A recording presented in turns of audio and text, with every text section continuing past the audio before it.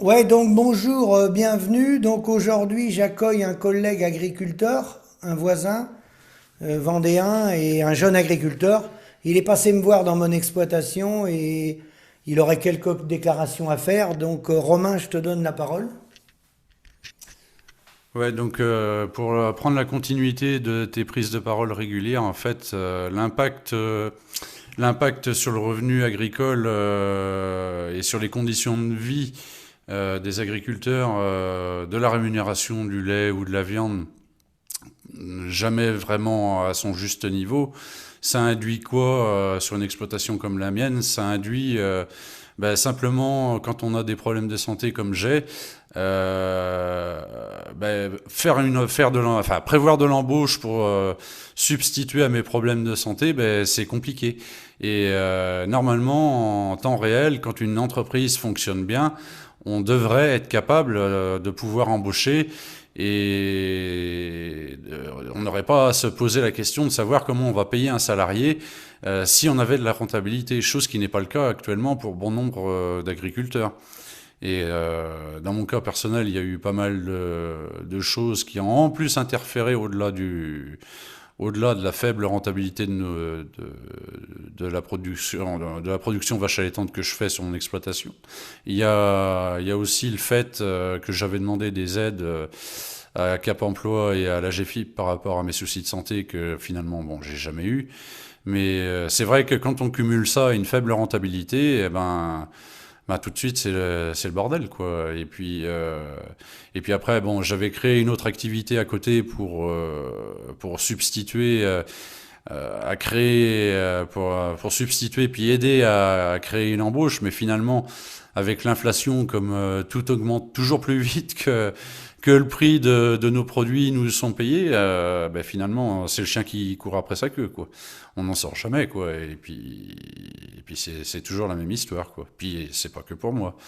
C'est pour beaucoup de gens quoi. C'est finalement l'histoire continue et se répète et puis on n'en sort jamais quoi.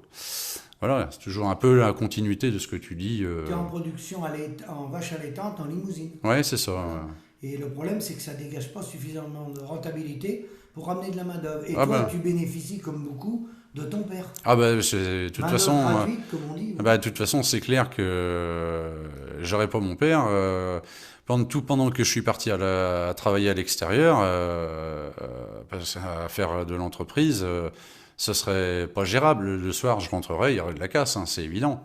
Ouais, avec du vivant. Ouais. Avec du vivant, ouais. Et donc, si il y avait de meilleures rémunérations, jamais tu te serais Oh, engagé à faire de l'entreprise en plus de ta ferme. ah bah jamais. Et puis c'est clair que j'aurais embauché. Sachant que tu as quand même 80 vaches allaitantes. Ouais, ouais, et puis C'est pas un... j'en ai eu beaucoup plus. J'ai monté à 140 vélages, mais c'est commun, hein. Enfin, même 140 vélages dans les gens spécialisés en allaitant des sœurs, c'est très commun dans nos régions, hein. Oui, dans nos Ouais, régions. ouais, et c'est voilà, là j'ai réduit parce que j'avais trop de casse dans les bâtiments l'hiver. Voilà, c'est des choix.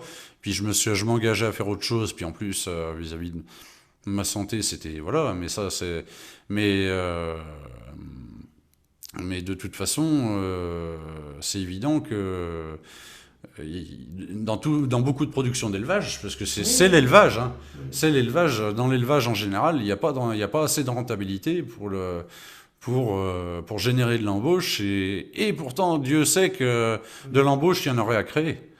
Et ça, c'est évident. Oui, Quand on, il y a l'équivalent d'une personne et demie en moyenne par exploitation. Il y a des exploitations, ça va être deux, d'autres, ça va être un. Et plus ça va, plus on aura du mal à trouver des embauches parce qu'on a écœuré les gens dans cette profession-là. On est décalé du reste de la société. Donc il faudrait leur donner des salaires assez conséquents aujourd'hui pour travailler dans l'agricole. Et ils vont préférer aller dans d'autres secteurs d'activité parce qu'il y a trop longtemps qu'on est à la traîne, quoi. ah bah c'est clair. Aujourd'hui, un salarié, si tu veux tenir un salarié, c'est 2 000 € par mois. Ah oui, net, ouais. Et il y a pas le choix, il faut s'aligner. Mais ce qu'il y a, c'est que, bien évidemment, l'agro-industrie, eux, ils n'ont pas trouvé meilleure main-d'œuvre que des paysans qui travaillent à moins que le SMIC pour, pour approvisionner les laiteries, les abattoirs, et je t'en passe. C'est bien dommage qu'il n'y ait pas de rentabilité parce que le travail est plus agréable dans les exploitations qu'il était du temps de ton père ou de ton grand-père. Ah bah c'est C'est-à-dire clair. qu'aujourd'hui, avec le matériel qu'on a, faut reconnaître qu'on est mieux. Ah bah oui, oui. Ça, faut le reconnaître.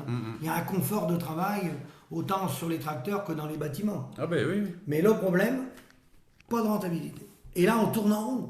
C'est vrai. Hein. Ouais, et puis tu vois bien, là, enfin, moi je me suis gêné pour acheter du matériel, enfin, entre autres du matériel performant pour pouvoir partir à l'extérieur, mais aussi par rapport à mes problèmes de santé, parce que un bon pont avant suspendu, une bonne cabine suspendue, un bon siège pneumatique, tout de suite ça monte à l'argent.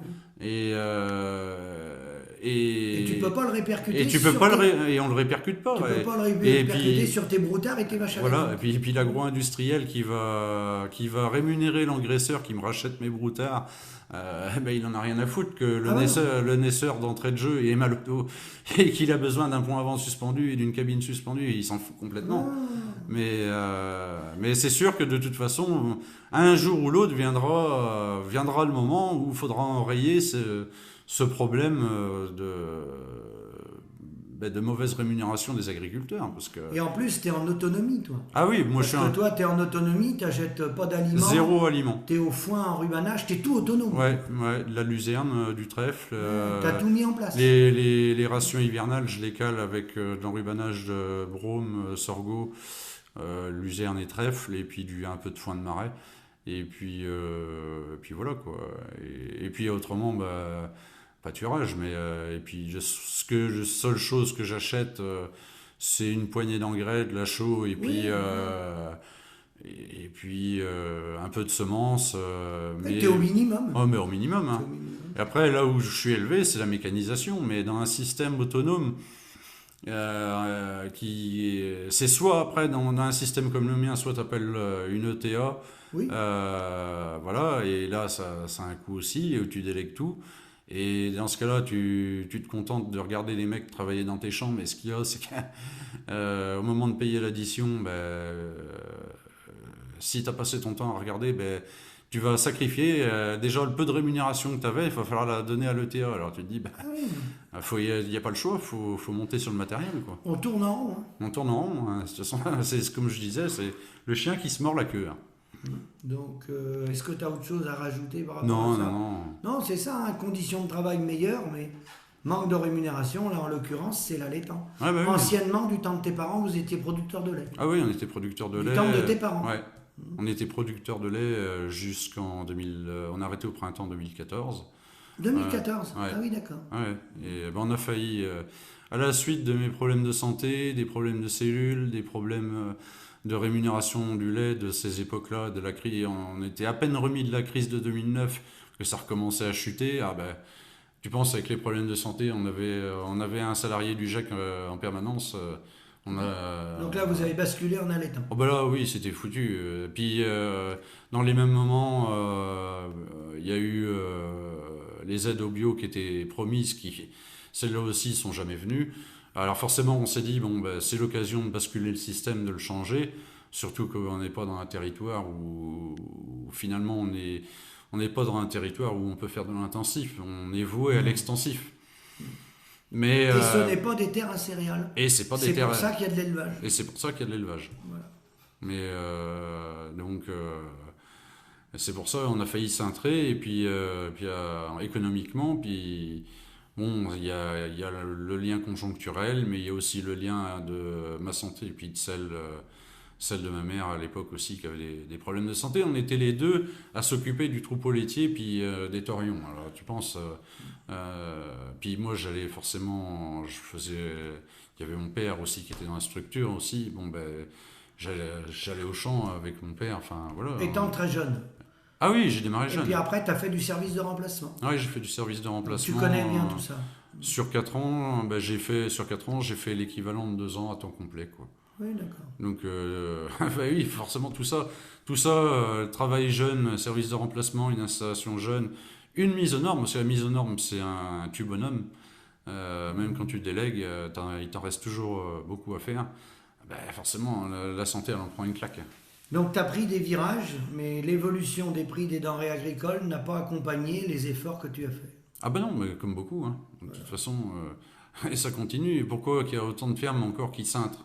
Qui arrête. Et puis, combien, malheureusement, de paysans qui font l'irréparable. Bien sûr, qui font l'irréparable. Mm. Parce qu'ils ne voient pas la sortie du tunnel. Mais oui. Donc, Bon, bah très bien. Tu as autre chose à rajouter, Romain? non, je pense qu'on a fait le tour. Merci beaucoup. C'était un témoignage d'un jeune agriculteur vendéen en allaitant. Merci, à bientôt.